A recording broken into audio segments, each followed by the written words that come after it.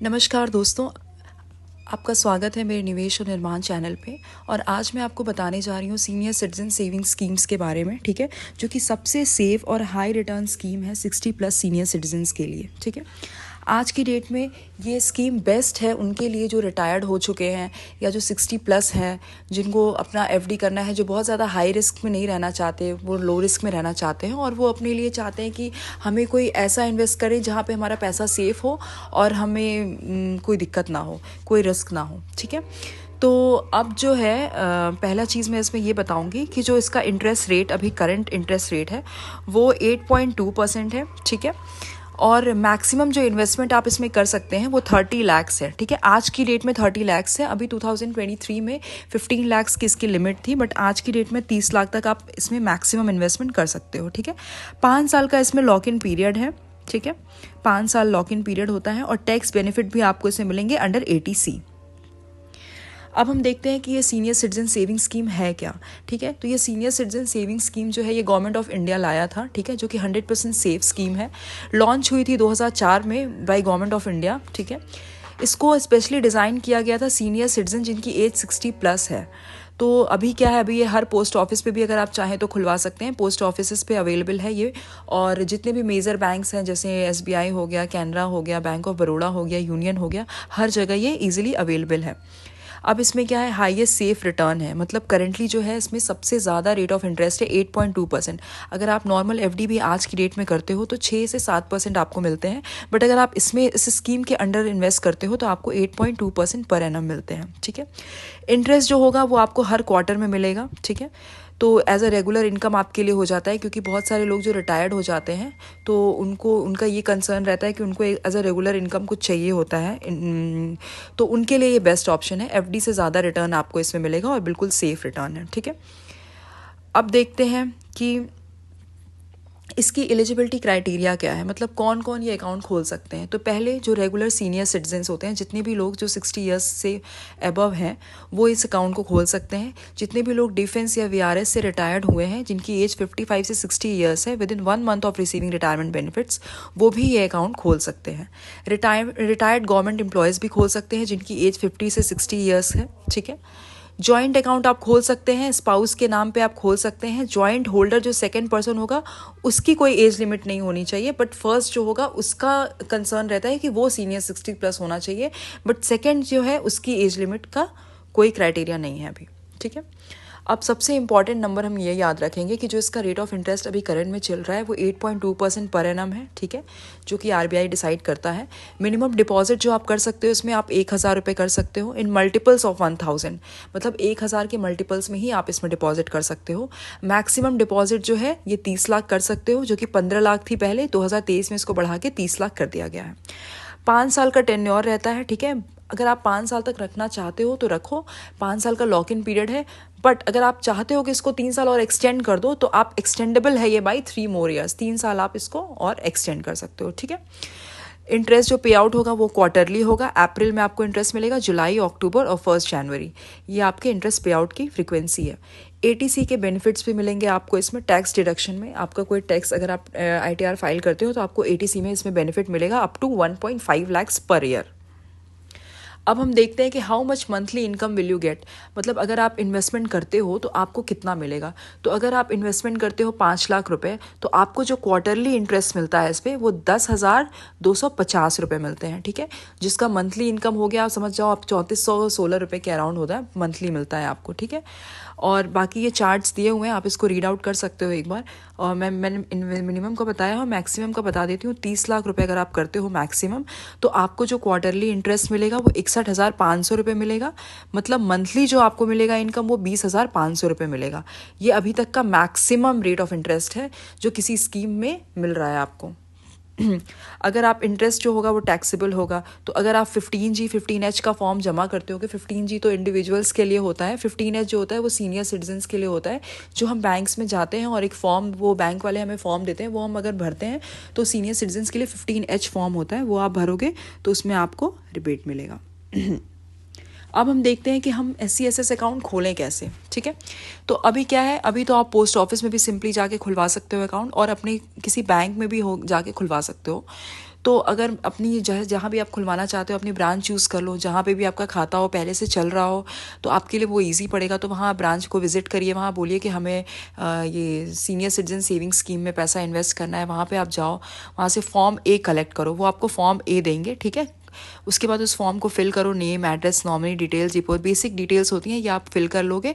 उसके बाद अपना एज प्रूफ लगा दोगे, आईडी प्रूफ लगा दोगे, एड्रेस प्रूफ और फोटोज़, एक पासपोर्ट साइज़ फ़ोटोज़ मांगते हैं वो जनरली, वो आप दे दोगे, अटैच कर देना। उसके बाद आपको पेमेंट करना होगा। तो पेमेंट आप चेक के थ्रू भी कर सकते हो, डिमांड ड्राफ्ट के थ्रू भी कर सकते हो, कैश भी कर सकते हो बिलो 1 लाख, ठीक है। इससे भी आप पेमेंट ईजिली कर सकते हो। पासबुक रिसीव करनी है, अकाउंट पासबुक, उसकी पासबुक भी इशू होती है, मतलब आपका अकाउंट ओपन हो जाएगा, फिर आप जाके उनसे बोलोगे कि हमें इसकी पासबुक इशू कर दो, वो आपको पासबुक भी देंगे इसकी। हाँ, एज प्रूफ में क्या होता है कि एज प्रूफ में बर्थ सर्टिफिकेट लगते हैं, ठीक है। बर्थ सर्टिफिकेट लगता है, बट जनरली पासपोर्ट या आधार से, पेंशन बुक से, इससे हो भी जाता है, तो इतना कोई ज़रूरी नहीं होता है। बहुत सारे बैंक्स नहीं मांगते इतनी डिटेल्स। आप जनरली आधार कार्ड दे दो, बर्थ सर्टिफिकेट हो तो दे दो, या पेंशन की बुक हो तो वो दे दो, तो उससे भी आपका डेट ऑफ बर्थ वेरीफाई हो सकता है, तो वो वेरीफाई करके वो खोल देंगे आपका। आईडी प्रूफ के लिए आपके पास Aadhaar card, PAN card, voter ID, passport, driving licence जो भी अवेलेबल हो आप दे सकते हो, ठीक है। एड्रेस प्रूफ में Aadhaar, electricity bill, bank statement, rental agreement, अगर आपका एड्रेस प्रूफ आपके पास कुछ है तो वो भी दे दो। 2 रीसेंट पासपोर्ट साइज़ फ़ोटो लगती हैं वो दे दो। चेक या डीडी के थ्रू से आपको जो भी पेमेंट करना है उसमें, जैसे 5 लाख, 10 लाख, जितना भी इन्वेस्टमेंट करना चाहते हो, या तो उसको अकाउंट से पे कर सकते हो, जनरली बैंक्स में तो ट्रांसफ़र स्लिप से भी हो जाता है, कहीं कहीं चेक मांगते हैं या डीडी मांगते हैं, तो आप उसके थ्रू भी कर सकते हो, ठीक है। पैन कार्ड मैंडेटरी है, इसमें ये ध्यान रखना होगा कि पैन कार्ड जो है वो मैंडेटरी है फॉर टीडीएस के लिए और टैक्स पर्पस के लिए, ठीक है। अगर आपके पास पैन कार्ड नहीं है तो आप एक फॉर्म 60 मांग लोगे, या फिर वो बैंक आपको अवेलेबल करा देता है कि एक फॉर्म 60 आप उसको भर के दे दो और वो इजीली वो हो जाता है, ठीक है। अब हम देखते हैं इसके फ़ायदे क्या है, नुकसान क्या है। तो फ़ायदे ये है कि ये गवर्नमेंट की स्कीम है, ठीक है, तो गवर्नमेंट गारंटी है, तो आपका पैसा जो है वो 100% सेफ है, ठीक है। हाईएस्ट रिटर्न है, 8.2% है, अमंग सेफेस्ट ऑप्शंस, ठीक है। क्वार्टरली इंटरेस्ट है, तो क्वार्टरली इंटरेस्ट मिलेगा तो रेगुलर इनकम हो जाएगी। Tax saving under 80C up to 1.5 lakh तक आपको सेक्शन 80C में आपको टैक्स भी बचता है आपका। ईजी टू ओपन, अभी ये बहुत आसान हो गया, अभी पोस्ट ऑफिस में जाके, बैंक में जाके, कहीं पे भी बोलो ईजिली वो फॉर्म ए आपको अवेलेबल करा देंगे, आप उसके साथ डॉक्यूमेंट्स अटैच करो, आपका अकाउंट खुल जाएगा। नॉमिनेशन फैसिलिटी भी इसमें अवेलेबल है। सीनियर सिटीजन के लिए जो टीडीएस की लिमिट है वो 50,000 है और इंडिविजुअल्स के लिए 40,000 होती है, ठीक है। नुकसान ये है कि interest income is fully taxable, जितना भी आपको इस पे इंटरेस्ट पे जो इनकम होता है इसका ये नुकसान ये है कि इसके फुल्ली टैक्सेबल होता है। टीडीएस डिडक्टेड होगा, अगर इंटरेस्ट उसका 50,000 से पर ईयर से ज़्यादा होता है तो आपका टीडीएस कटता है, अदरवाइज नहीं कटता है। प्री मैच्योर क्लोजर की पेनाल्टी लगती है 1 से 1.5%, ठीक है। मैक्सिमम जो लिमिट है वो 30 लाख हो सकती है, आप इससे ज़्यादा इन्वेस्ट नहीं कर सकते हो। रेट चेंजेस एवरी क्वार्टर, क्योंकि ये गवर्नमेंट की स्कीम है तो आरबीआई इसको रिव्यू करता है, तो हर 3 महीने पे जो इसके चेंजेस होते हैं रेट के वो उनके अकॉर्डिंग होते हैं, ठीक है। कोई पार्शियल विड्रॉल अलाउड नहीं है इसमें, तो ये है। अब देखते हैं कि इंटरेस्ट रेट क्या है। तो SCSS जो है इसका इंटरेस्ट रेट 8.2% है। बैंक एफडी पे आपको 6.5 से 7% मिलता है मैक्सिमम, तो इंटरेस्ट रेट में तो SCSS ही जीता। सेफ्टी में क्या है, सॉवरेन गारंटी है, ठीक है। बाकी इसमें क्या है, बैंक एफडी में DICGC है अप टू 5 लाख। पे आउट क्वार्टरली फिक्स है, मंथली, क्वार्टरली, एनुअल, इसमें आपके पास ऑप्शन होता है मंथली, क्वार्टरली, एनुअल, बट इसमें क्वार्टरली होता है। SCSS में ये फिक्स है। मैक्सिमम 30 लाख इन्वेस्ट कर सकते हो, बैंक एफडी में कोई लिमिट नहीं है। प्री मैच्योर एग्जिट कर सकते हो, बट इसमें आपकी पेनाल्टी चार्ज होगी 1 से 1.5%। अगर आप प्री मैच्योर चाहो तो आप तोड़वा सकते हो, अगर आपको पैसे की नीड है तो आप पहले तोड़वा सकते हो, बट इसमें आपको पेनाल्टी चार्जेस देने पड़ते हैं 1 से 1.5% तक, ठीक है। बैंक एफडी में माइनर पेनाल्टी लगती है। ATC में बेनिफिट मिलता है, और बैंक एफडी में आपको तभी बेनिफिट मिलेगा अगर आपकी एफडी 5 साल तक की हो, ठीक है। तो ये हमने बता दिया आपको। टीडीएस और इनकम की कंप्लीट क्लैरिटी भी बता देती हूँ। ATC में मिलेगा मैक्सिमम 1.5 लाख पर ईयर है। Both husband and wife can claim separately कर सकते हैं। ITR आप हर साइड ITR अगर फाइल करते हो तो आप उसमें क्लेम भी कर सकते हो। फॉर्म 15H सीनियर सिटीजन्स के लिए होता है, वो 15H यूज़ करते हैं, सबमिट कर सकते हैं। ईच फाइनल आप हर साल अप्रैल में जाके बैंक में बोलो 15H का फॉर्म हमें दे दो, 15H फॉर्म सबमिट करके आप दे दो उन्हें, आपका वो सिस्टम में सबमिट कर देते हैं, वो भी हो जाता है। Declare that your income is below taxable limit, आपको इनकम जो है वो डिक्लेयर करनी है टैक्सेबल लिमिट से कम होनी चाहिए, ठीक है। बैंक और PO will not deduct TDS then.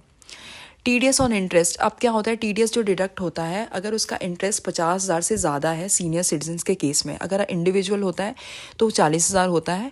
Submit form 15H, मैंने बताया सीनियर सिटीजन्स के लिए फॉर्म 15H है, टीडीएस नहीं कटेगा if total income is below taxable limit. Form 15H every year submit करें, हर साल आप कोशिश करें कि अप्रैल के महीने में जाके आप फॉर्म 15H सबमिट कर दें।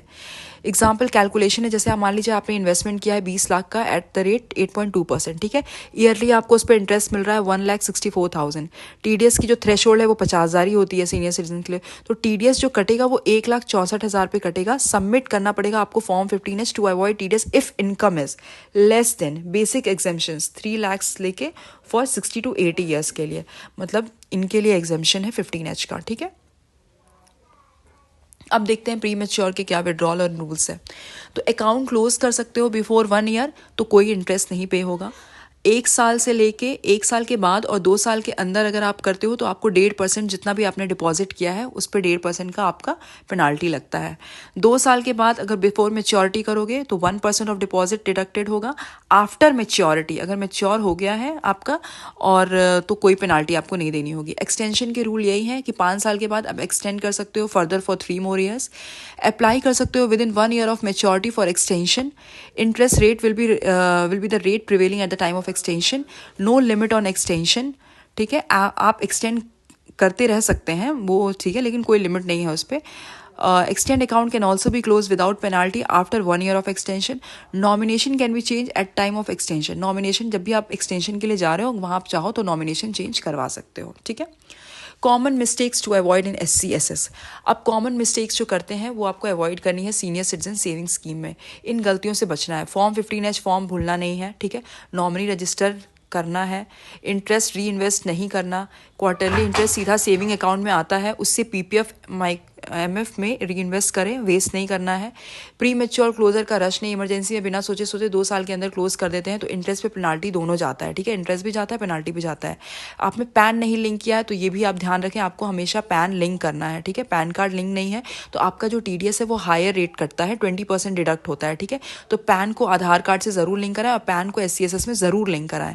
हस्बैंड वाइफ अलग अलग नहीं करते, सिर्फ एक पर्सन के नाम पे अगर 30 लाख लगाते हैं तो दोनों के नाम पे सेपरेट अकाउंट से 60 लाख इन्वेस्ट कर सकते हैं, ठीक है ना। तो ये चीज़ें आपको ध्यान रखनी है इसमें।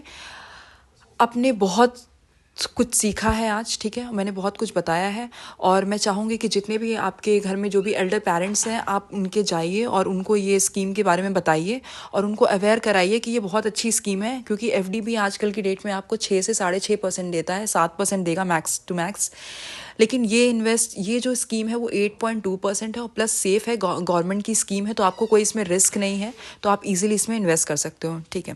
मुझे सुनने के लिए धन्यवाद। इस चैनल को सब्सक्राइब करें और शेयर करें। धन्यवाद।